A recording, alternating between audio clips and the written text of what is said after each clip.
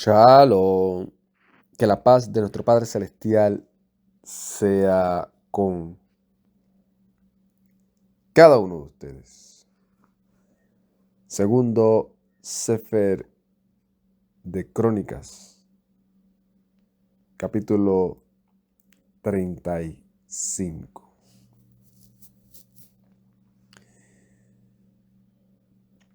En este capítulo 35 es la continuación de los relatos de la vida de Yoshía, del rey Josías.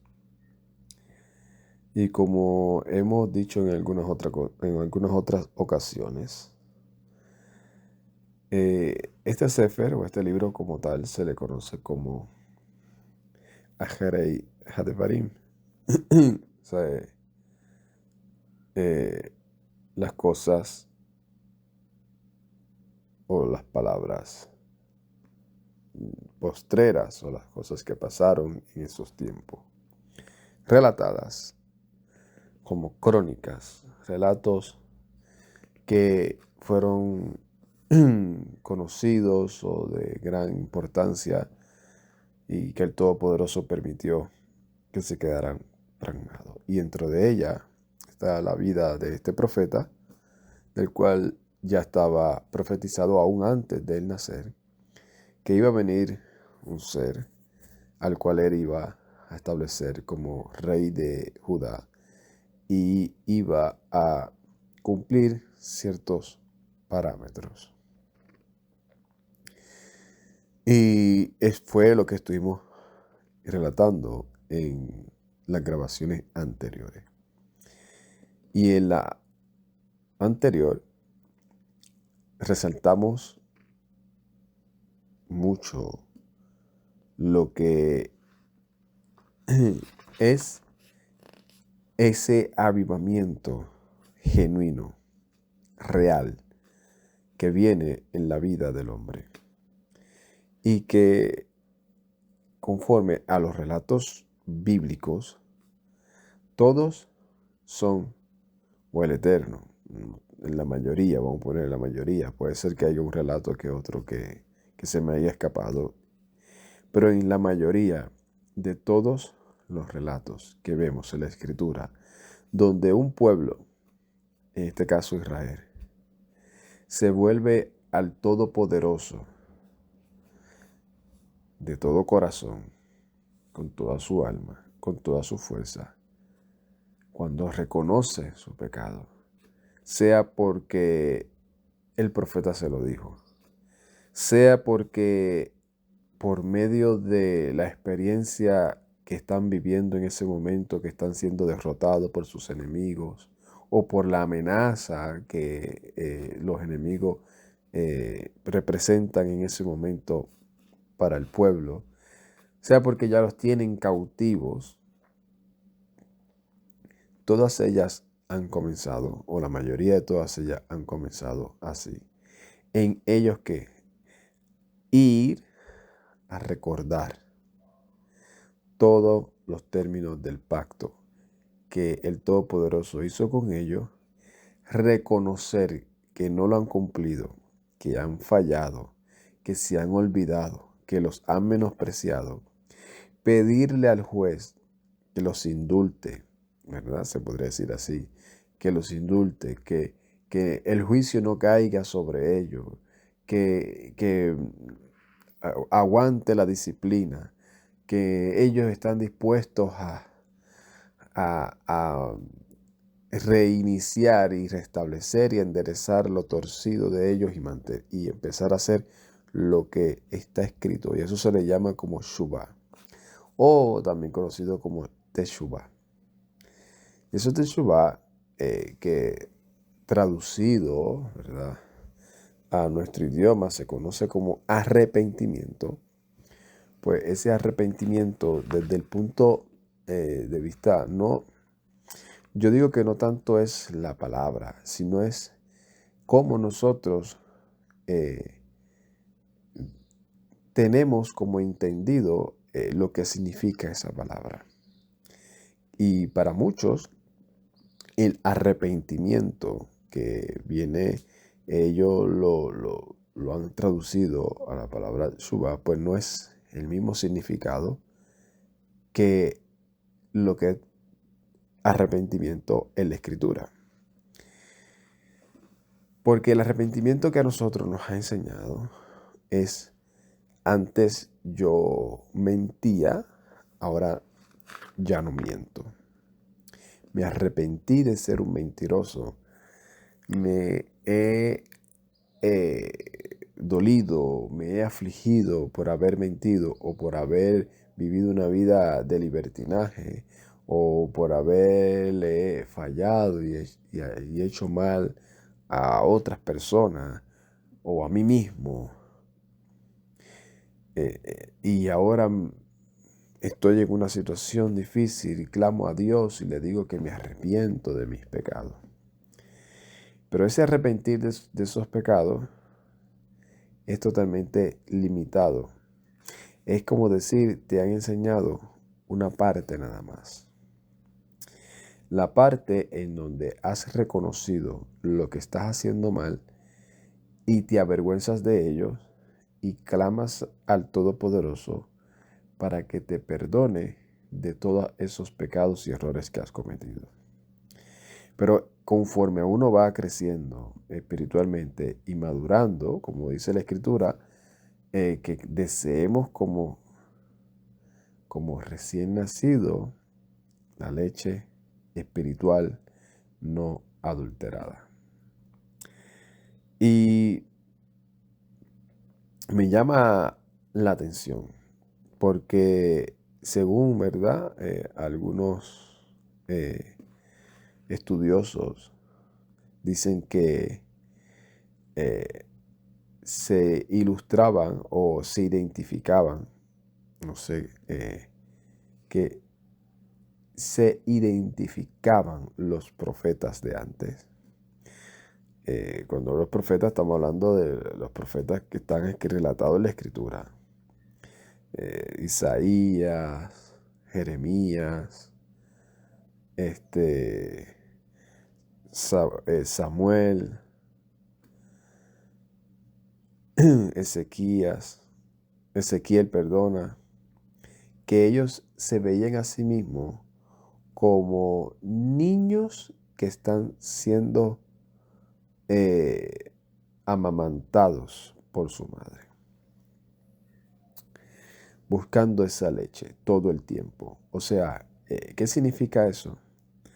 Que ellos se veían como niños que por más conocimiento que ellos tuviesen, por más sabiduría, por más revelación que hubiesen tenido, ellos buscaban al Eterno siempre como ese niño buscaba el seno de su madre para seguir nutriéndose de ella. ¿Qué será su percepción de sí mismo? Ellos, por más sabiduría que pensaban que la gente pensaba que ellos tenían, ellos se veían como niños que están siendo amamantados, pero amamantados por el Todopoderoso, buscando más sabiduría del Eterno, buscando más conocimiento, buscando más Kedushá, más santidad, buscando más, siendo más temerosos de Él, buscando conocer más cómo es que el Todopoderoso trabaja con la humanidad y cuál era el propósito con ellos. Y esto obviamente me lleva a esas palabras que utilizó el apóstol Pedro cuando dice: desead como recién nacido la leche espiritual y no adulterada. ¿Qué significa eso? Que procuremos tener una vida como la que tuvieron esos profetas. Imagínense a qué nivel nos está impulsando los apóstoles. Obviamente, imagínate cómo lo relata el apóstol Shaul, Pablo, que dice que busquemos crecer y crecer y crecer hasta llegar hasta la estatura del varón perfecto, imagínate. Y para eso tenemos que buscar esa leche espiritual y no adulterada. Y por eso el arrepentimiento que a mi juicio se queda corto, porque no está mal que usted se vuelva de todo lo que usted considera que está mal, pero la Escritura dice que tenemos que empezar a renovar nuestra mente. ¿Para qué? Para ya no estar pensando como que, como personas inmaduras. Para ya no estar pensando. Y esa renovación de la mente, para empezar a tener la mente del Mesías, pues obviamente para eso hay que reconocer y estudiar lo que está escrito. Porque esa es la mente del Mesías. Eso es lo que nos va a ayudar a discernir entre lo que le agrada al Padre y lo que no le agrada. Para eso es que tenemos que renovar nuestra mente, para que aprendamos a reconocer qué le agrada al Eterno y qué no le agrada, para abandonar todo aquello que no le agrada y hacer lo que le agrada. Y entonces todos esos avivamientos, si se le puede utilizar una palabra, donde el pueblo se volvía al Eterno basado en que ellos reconocían eso y hacían Shuvah. Entonces dejaban de hacer lo malo, obviamente con acciones, no solamente de palabras, sino con acciones, quitando todos los monumentos que habían levantado, desechando toda la idolatría, haciendo reuniones masivas de todos los pueblos, de toda la ciudad, de todas las comarcas, en todos, unánimemente, todos los líderes de cada una de esas comarcas, unánimemente y voluntariamente aceptaban el llamado, se comprometían en volver al Todopoderoso su corazón. O sea, ¿qué significa? Que volverse al pacto, empezar uno a decir qué es y qué es lo que está en el pacto. Y en el pacto dice, hay que volverse al Eterno, sí hay que volverse al Eterno. Vamos a leer qué es lo que a él no le agrada. Oye, no le agrada esto, esto, esto y esto, como el caso de Josías.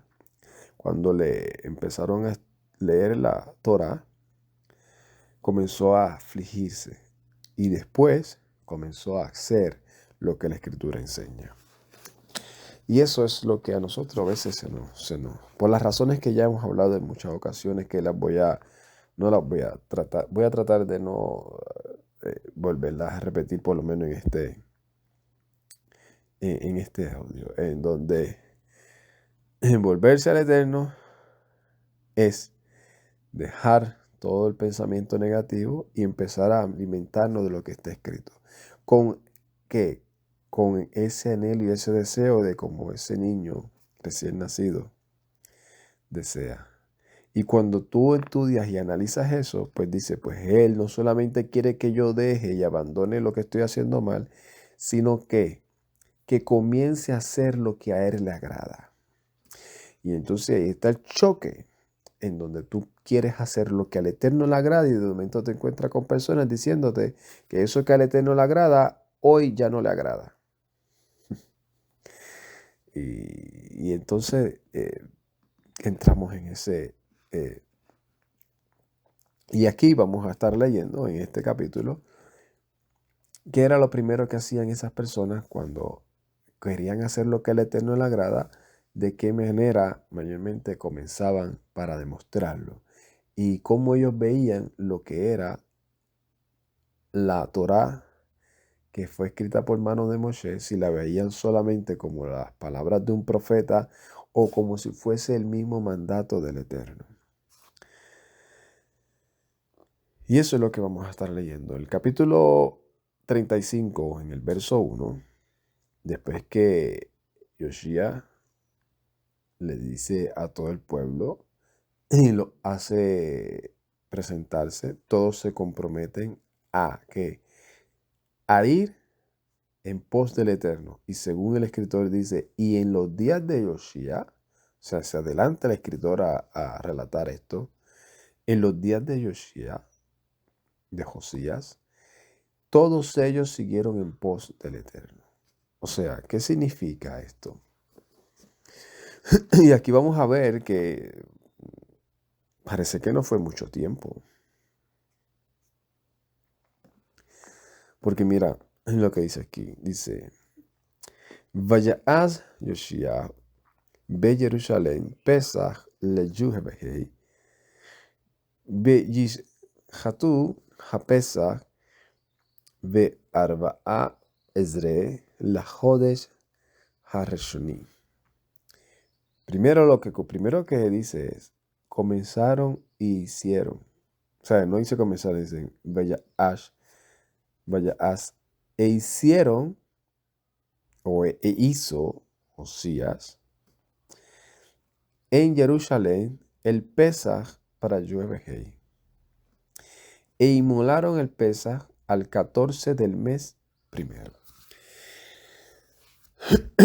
Y aquí es otro testimonio más, otra confirmación más de muchas de las que hemos dado, que cuando los que vivían la palabra del Todopoderoso o los que trataban de vivirla, sea por un tiempo, tal vez por generaciones, otras generaciones se olvidaron, pero todos ellos, según lo que está escrito, relatado, veían la Torá como la palabra del Eterno. Y yo siempre he dicho, desde que lo aprendí, lo indagué y lo busqué, que es necesario que nosotros hagamos esa renovación de nuestro entendimiento, de esa mentalidad, de comenzar a entender que cuando la Escritura habla de la Torá, no está hablando de la ley a simple que nos han enseñado, no, sino es toda instrucción que sale de la boca del Eterno. Que cuando nosotros estemos leyendo Génesis, Éxodo, Número, Levítico, Deuteronomio, Primera de Crónicas, Segunda, Primera de Reyes, Primera de Samuel, los Salmos, los profetas, Mateo o Juan o alguno de los evangelios, una de las cartas, todo eso que ha sido revelado por el Espíritu de Santidad y que nosotros veamos esa instrucción dada por alguno de esos profetas o enviados apóstoles, entendamos que eso es Torah. Entendamos que eso es instrucción y que esa instrucción ha salido de la boca del Eterno, en este caso, ¿verdad? Representado en este caso por los profetas y después dice que por medio del Mesías se la reveló a los discípulos, los apóstoles y eso, pues así la veían ellos como instrucción de la misma boca del Eterno, inspirada por el Espíritu de Santidad.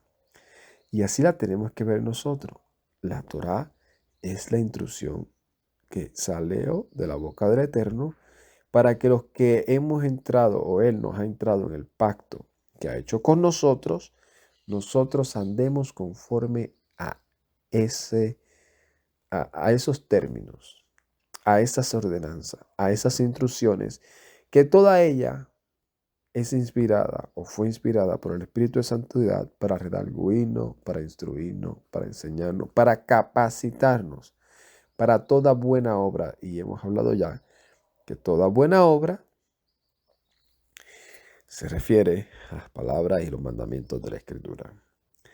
Y comenzó él diciendo, celebró o hizo Pesaj para el Todopoderoso. Y esto que hemos estado viendo es cómo lo podemos resumir.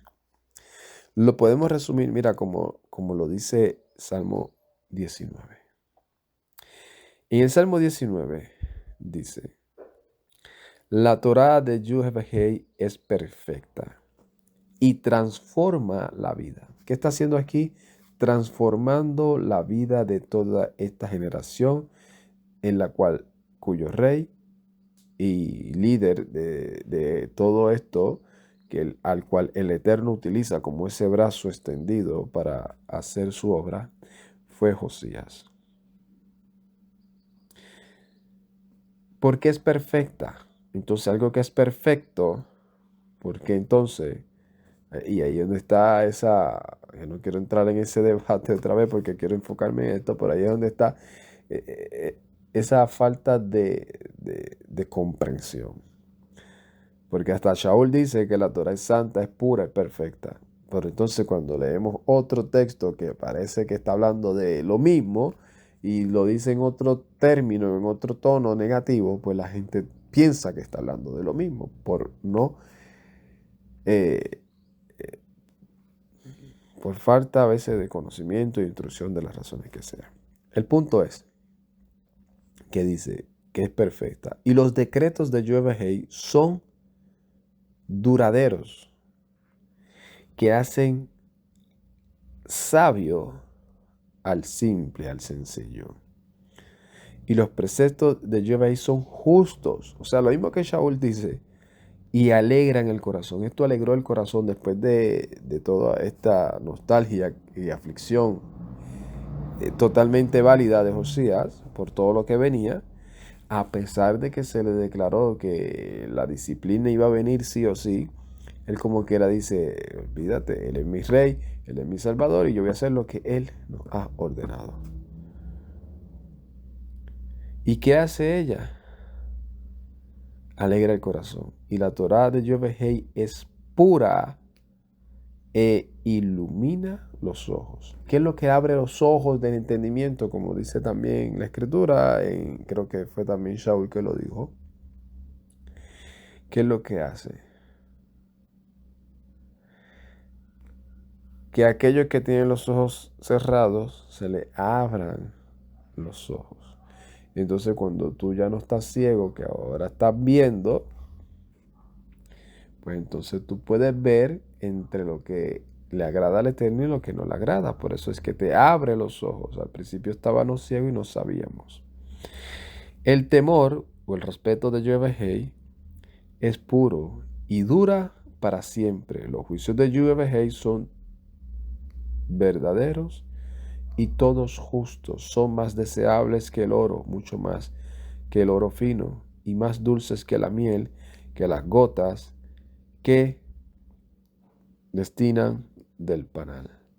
Tu servidor les hace caso y en obedecerlos hay grande recompensa.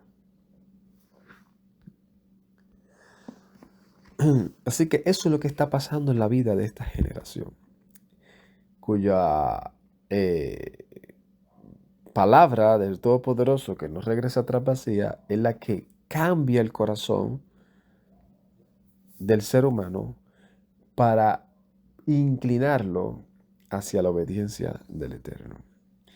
Y así es que ellos veían todo esto, veían toda esa escritura como que voy a celebrar Pesaj, no el que me enseñó Moshe, no el Pesaj de los judíos, como lamentablemente utiliza los escritores en el Nuevo Testamento eh, de manera, ¿verdad? Para dividir ciertos pensamientos. No, el Pesaj de Yoebehei, para Yoebehei. Y sigue diciendo en el verso 2. Vaya Amad Hakohanim al Mishmortem Sakam le Avodah Beit Yoebehei. Y puso a los sacerdotes en sus oficios y los animó a que se esforzaran para el servicio en la casa de Yoebehei. Vayomer la Leviim ha mi boy bionim lekol Yisrael ha kodashim le Yoebehei tano et Aaron hakodesh bebeit asher bana Shlomo ben David melech Yisrael en lahen mazah bakatef ata avodah et Yoebehei Eloheihem ve'et imo Yisrael. Y le dijo a los levitas, que eran los que le enseñaban a todo Israel, y que se estaban consagrando para Yoebehei, pongan el arca sagrado en la casa de Yoebehei, en la que edificó Shlomo, el hijo de David, rey de Israel, y no la lleven en sus hombros. Ahora, sírvanle a Yoebehei, su Elohim, y a su pueblo Israel. Y esto obviamente entiendo yo que está totalmente motivado por toda esa indagación que hizo Josías sobre David. Porque acuérdense que comenzamos hablando de este rey Josías diciendo que los primeros años no aparece ningún registro hasta los 16 años, cuando dice que comenzó a buscar al Elohim de su padre David. Y ese relato, obviamente, en donde vemos que David, por toda la emoción que tenía, por todo lo que quería hacer, lo hizo, como dicen por ahí, a todo a vuelo de pájaro rápido y con emoción y con sentimiento, conforme al deseo de su corazón y no conforme a lo que está escrito. Eso es algo de lo cual tenemos que entender que esa es la renovación de nuestra mente. Porque David aprendió que las cosas no se hacen por intención y por deseo simplemente. Que la intención y el deseo está bien, pero tiene que estar totalmente de acuerdo a lo que está escrito. Y eso es lo que vemos últimamente, o bueno, yo creo que siempre en el corazón del ser humano. Cómo el corazón del ser humano tiene ese poder para tergiversar las cosas y silenciar la conciencia momentáneamente para convencerse a sí mismo o convencer a los demás que lo que está haciendo no está tan mal. Y en esta temporada es una de las cosas que a mí me sorprende y cada vez me quedo como que autoanalizando el porqué. A mí me gusta, ¿verdad? En mi perfil personal, analizar o tratar de entender el por qué las personas hacen ciertas cosas. Porque como seres humanos pensantes, yo pienso que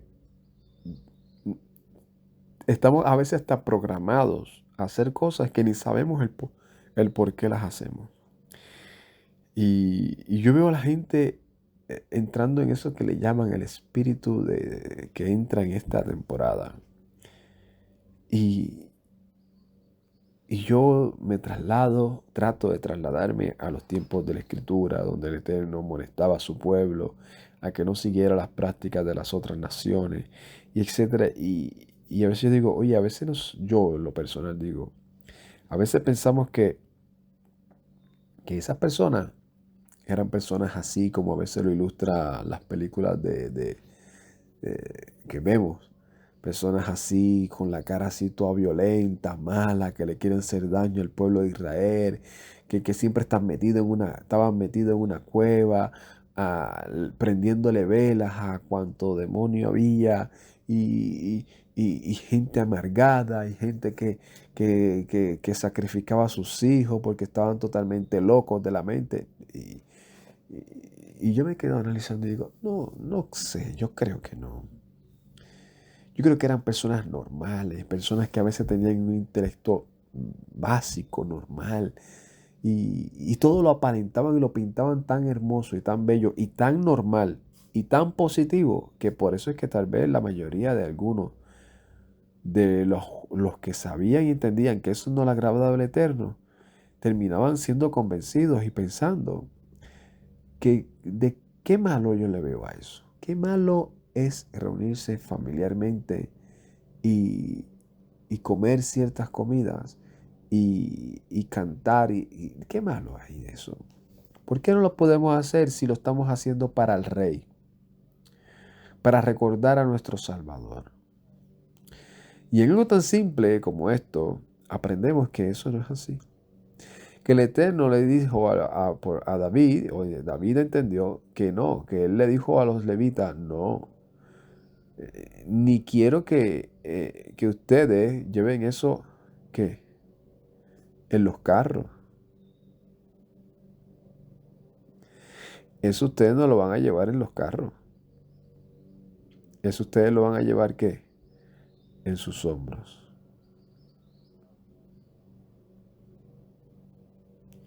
Y eso es lo que dice. Él le dice, y entonces ya ahora que ustedes no llevan eso como carga, lo pondrán sobre sus hombros y le servirán a Yahweh y a su pueblo Israel.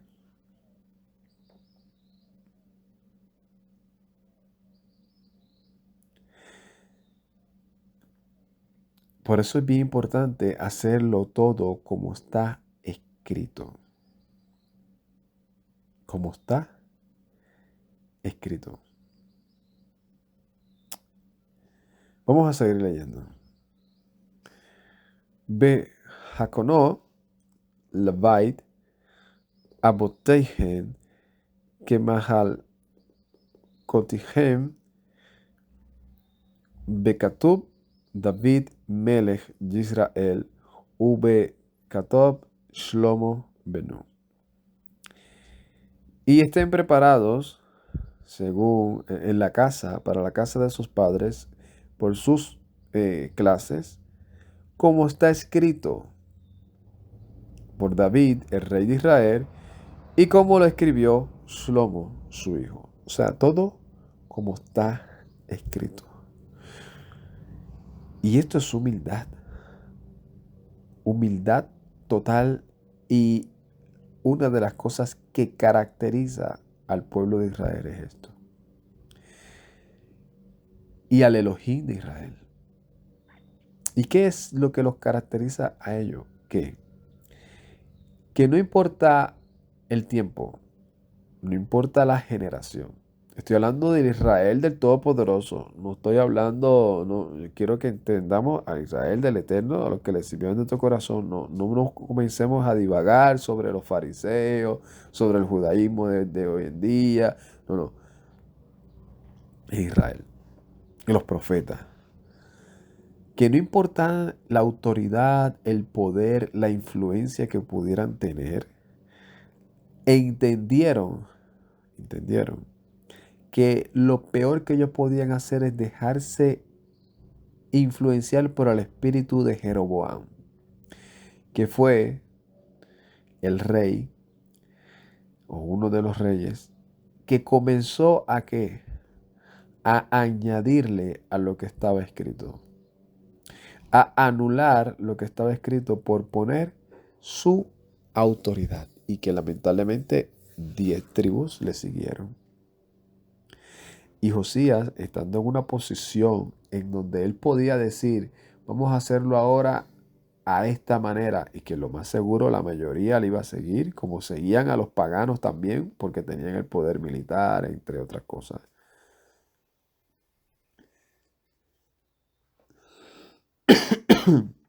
Imagínense, él y muchos de otros reyes dijeron, no, nos vamos a someter a lo que está escrito. Yo me anulo a mí mismo, anulo tal vez ese deseo, ese poder de querer tener un renombre, de que aquí en adelante comenzaron a ser como Josías dijo. No. ¿Cómo está escrito? ¿Cómo está escrito?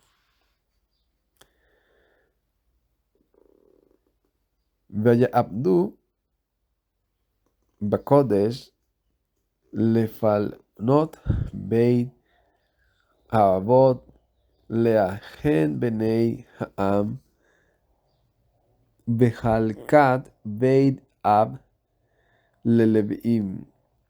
Permanezcan en el santuario, según sus grupos, según sus casas de sus padres y de sus hermanos, los hijos del pueblo, en división según las casas paternas de los levitas.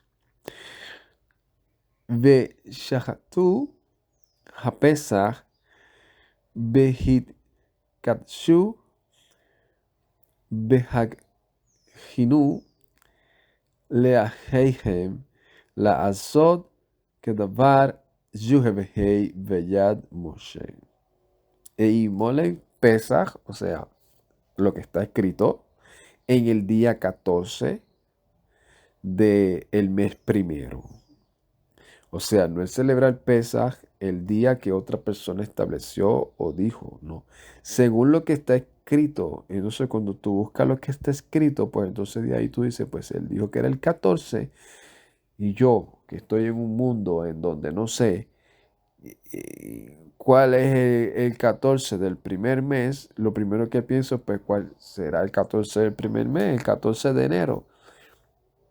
Pues entonces tú analizas y comienzas a indagar y empiezas a buscar cuál era el primer mes del calendario bíblico, cuándo caía, cuál era el 14 y comienzas a celebrar Pesaj o hacer el memorial de Pesaj ese día.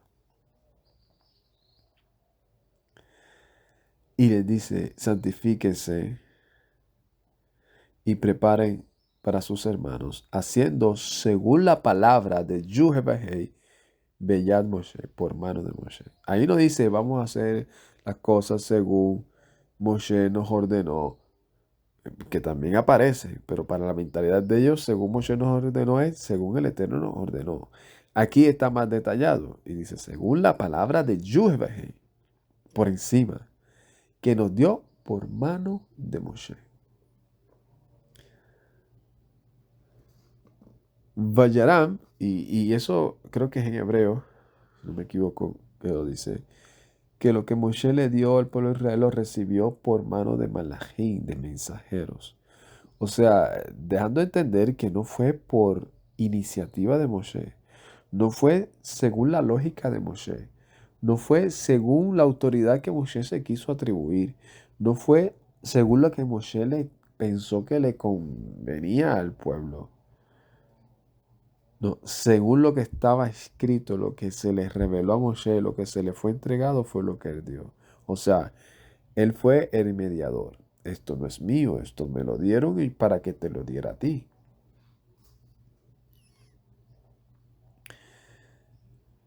Y dice, Vayaram, Yoshia, Libnei Ha'am, perdón, Sa'an, Kebashim, Ubenei, Azim, Hakol, Lepesachim, Lekol, הנמצא למספר 30,000 ובקר 30,000 אלא מרכוש המלך. Y proveyó Josías para los hijos del pueblo ovejas, corderos y hijos de cabras, todo para las ofrendas de Pesaj, para todos los que se hallaban. Era un número de 30,000 bueyes y 3,000, 30,000 y bueyes 3,000. Esto fueron proveídos de la hacienda del rey. Vayaram, Vayarei, Leni Dava, la Am, la Kohanim, le Leviim, Harimu, Hilkiah, Zacarías, Jehiel, Nagidei, Beit Elohim, Lekohanim, Natnu, Lepesachim, Elafim, Veyesh, Meot, Ubakar, Shelish, Meot. Y sus jefes para las ofrendas para el pueblo, los sacerdotes, los levitas, dieron a Hilcías, Zacarías, Jehiel, y a los oficiales de la casa de Elohim, a los sacerdotes, les dieron para las ofrendas de Pesaj 2,600 bueyes, 300 y 300.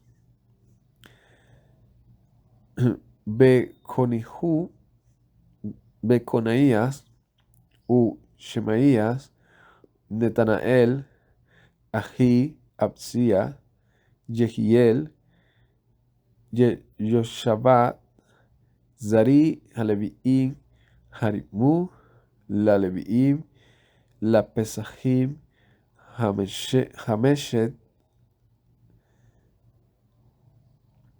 Elafim, Ubakar, y Cohanías, Semaías, Natanael y sus hermanos, Abasías y Jehiel y Yosabat, jefes de los levitas, dieron a los levitas para los sacrificios de Pesaj 5,000 ovejas y bueyes, Hamesh Meot, 500.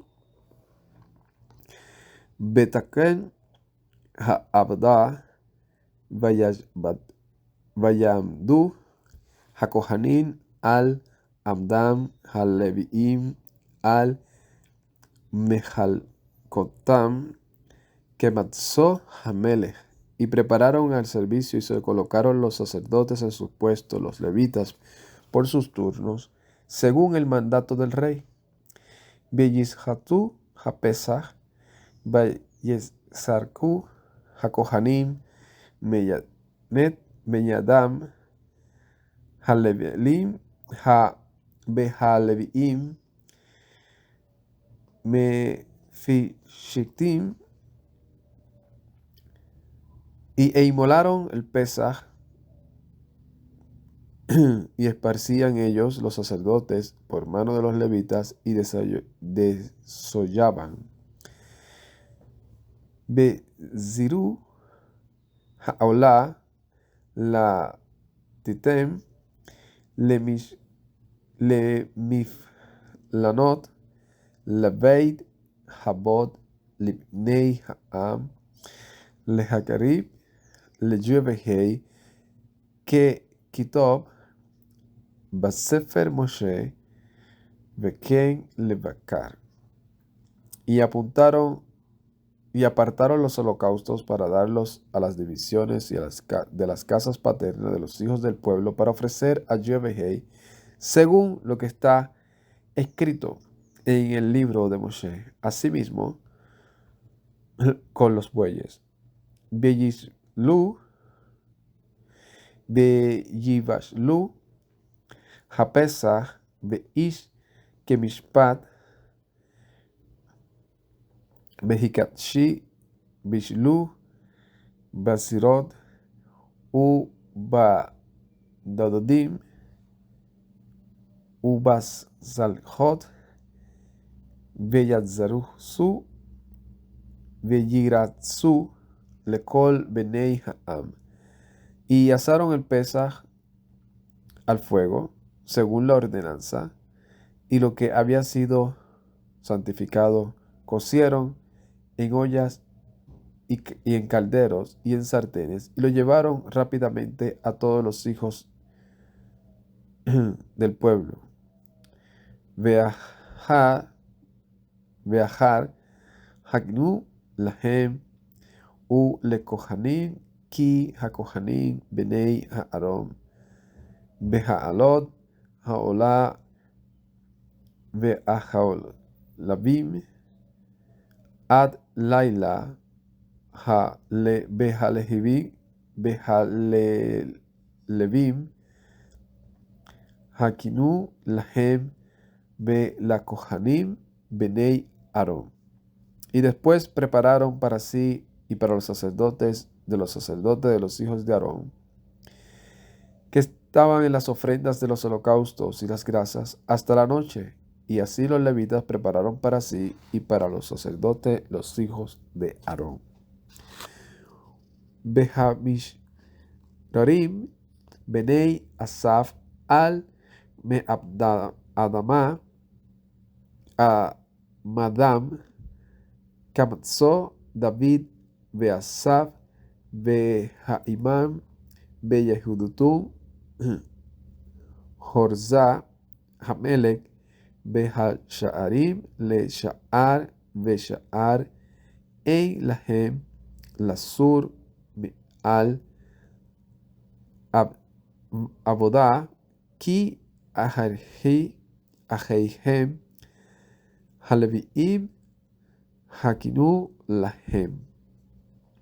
Y asimismo los cantores de los hijos de Asaf en sus puestos, conforme al mandato de David, y Asaf y Emam y Jedutum, el vidente del rey, y los porteros en cada de las puertas, y no tenían que apartarse del servicio, porque sus hermanos los levitas estaban preparando para ellos.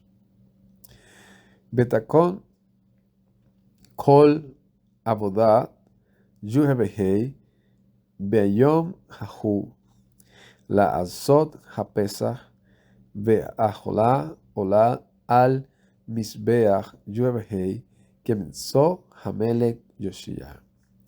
Y así fue preparado todo el servicio para Yhveh en aquel día para celebrar Pesaj y ofrecer los holocaustos sobre el altar de Yhveh, según el mandato que ordenó el rey Yoshia. Vaya'azu Benei Yisrael Aninsaim et HaPesach Be'ad Hahu Hahi Be'ad Hag Hamaxot Sheva'a Yamim. Y celebraron los hijos de Israel, los que se hallaban allí, el Pesa en aquel tiempo y la festividad de los hacimos por 7 días.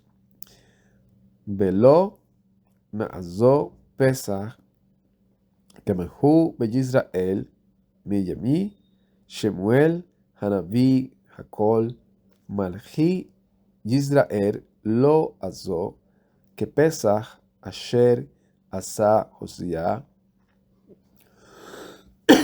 perdón Behakohanim Haleviim Mekol Yehuda Yisrael Hanim So Beyishbi Jerusalén. Y nunca no fue hecha ese Pesaj como esta en Israel desde los días de Shemuel el profeta y todos los reyes de Israel, y no se habían celebrado el Pesaj como lo hizo Josías y todos los reyes de Israel no habían celebrado el Pesaj como lo hizo Yoshia. Y los sacerdotes y los levitas y todo Judá e Israel de los que se hallaban allí habitando en Jerusalén. Y entendiendo esto, nos lleva a analizar por qué desde los días de Shemuel, el profeta, o sea, todas esas generaciones, la generación de David, la de Shlomo, la del hijo de Salomón, Jeroboam, aún Ezequías, Manasés, todos esos profetas del lado de Judá, ninguno, por más años que estuvieron,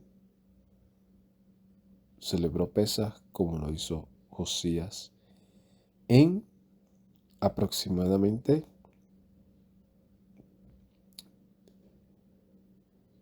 18 años. O sea, que tampoco fue tan rápido. Los primeros 8 años, obviamente también hay que entender, 8 años comenzó a reinar. A los 16 comenzó a buscar al Todopoderoso de David.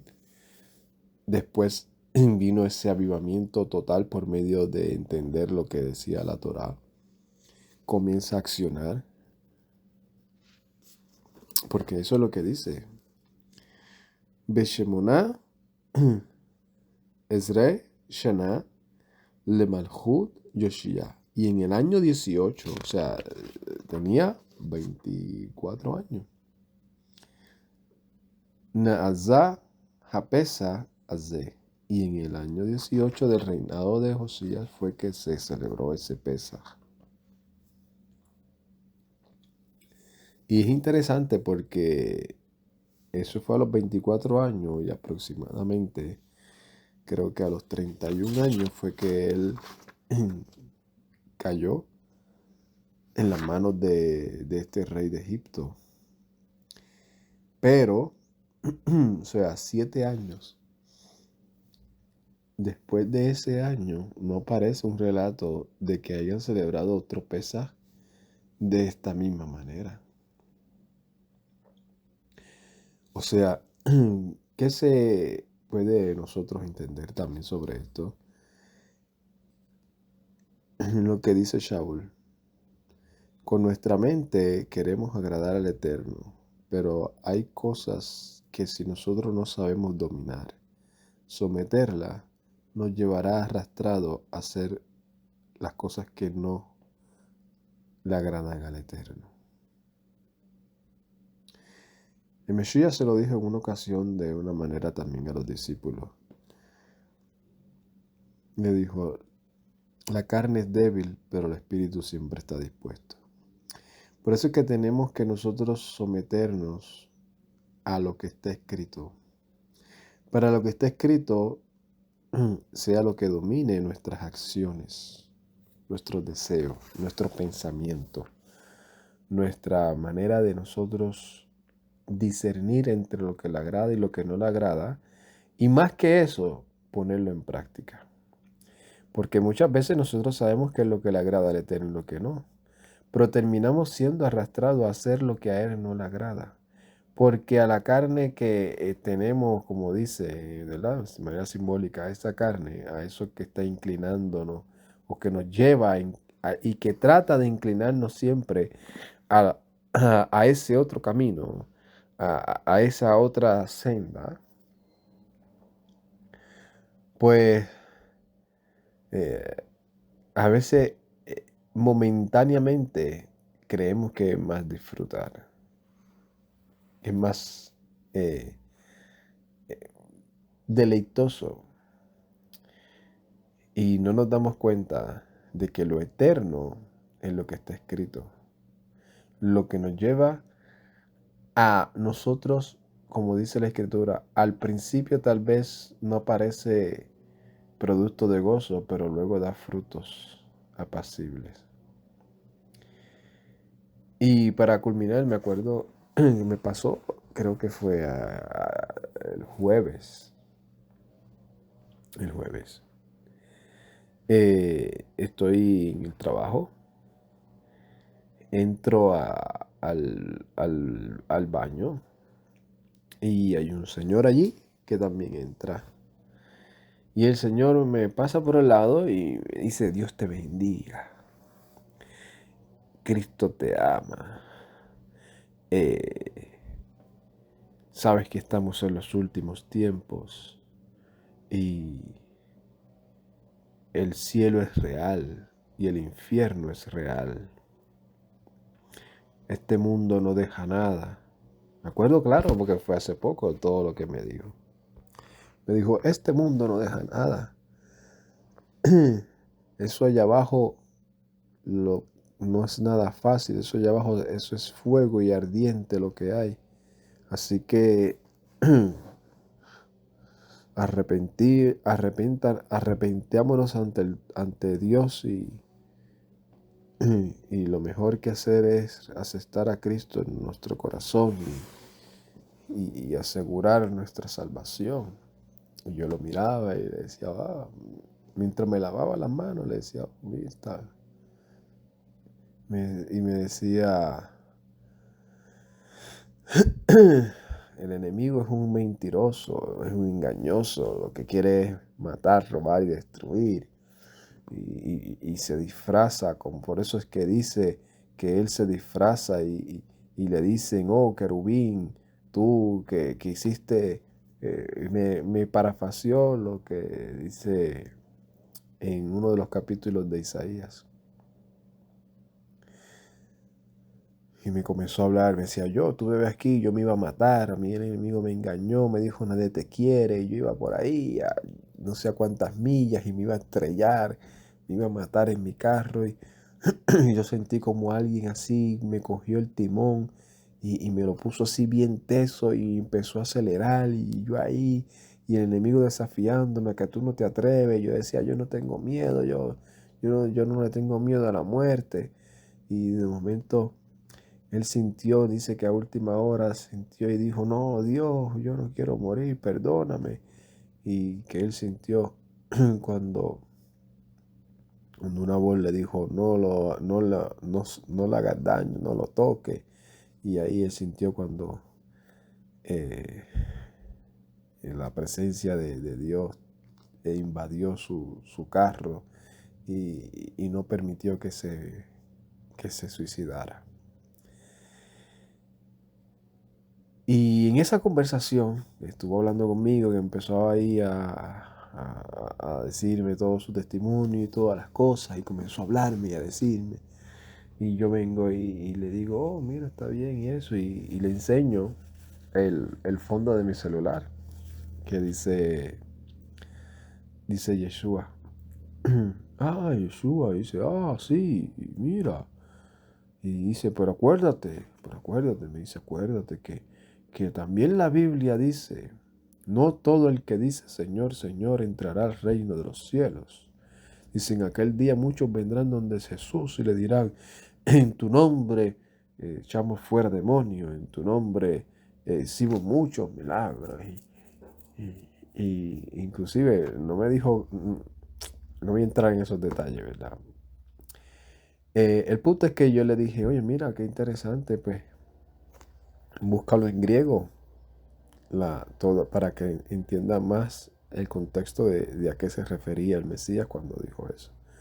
Sí, porque él dijo que hacedores de maldad y entonces mucha gente por ahí predicando y hablando de Jesús, pero, pero están haciendo cosas malas. Yo le digo, no, pero ahí no dice tanto hacedores de maldad, eso es genérico.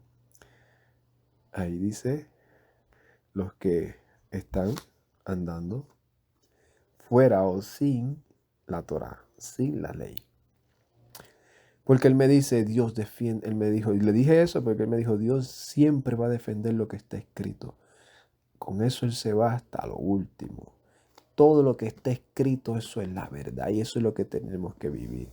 Tenemos que examinarnos a nosotros mismos todos los días a ver si nuestra vida está conforme a lo que está escrito. Y yo dije, pues, eso está muy bien, a lo que está escrito. Y el Mesías ahí habla de los que andan conforme a lo que no está escrito, sin embargo, se jactan de que están casi en el cielo por algún milagro o por alguna experiencia que tuvieron. Me dijo, Dios te bendiga, nos vemos en el cielo. Y traigo esto porque lo que está escrito es lo que transforma la mente y el corazón de nosotros. Es lo que lo va a hacer. Y en cada ejemplo que estemos estudiando y analizando, como lo hemos estado haciendo, eso es lo que hay que resaltar. Apegarnos a lo que está escrito y tratar de aprender conforme al contexto y conforme a lo que realmente está escrito. Y cuando digo conforme al contexto es que tenemos que renovar nuestra mente. Porque no es posible que yo esté leyendo Primera de Crónica y interprete y crea que ahí dice una cosa y cuando esté leyendo los evangelios crea y piense que está diciendo otra cosa contraria. Eso no puede estar en nuestra manera de pensar. Porque si bien hay cosas en la escritura en las que parecen totalmente contradictorias, el ejercicio que tenemos que hacer es buscarle esa unión contextual en donde la hay, siempre por medio de la revelación del Todopoderoso o por medio del mismo contexto histórico. Pero no podemos entrar en esa doble interpretación totalmente contradictoria. Y luego decir que la Biblia no se contradice. Y luego decir que nosotros andamos conforme a la obediencia cuando estamos viviendo conforme a la obediencia en una parte y conforme a la desobediencia en otra, pero apoyándonos en algo que mismo está escrito para decir que esto nos exime de hacer otra cosa. Y Yoshia y toda esta generación fueron transformadas sus vidas conforme a la Torá del Eterno, que es perfecta, que es agradable, que es santa, que es pura, que iluminó los ojos de Josías y los de nosotros hoy en día por medio del Mesías Yeshua, quien vino a enseñarnos cómo ser luz en medio de las tinieblas. En el próximo capítulo, en este mismo capítulo 35, pero en el verso, creo que nos quedamos en el verso 19. En el verso 20 en adelante vamos a terminar con la culminación de la vida de este rey. Shalom, Ubrajá, Lecolán, paz y bendiciones a todos. Ay, tate.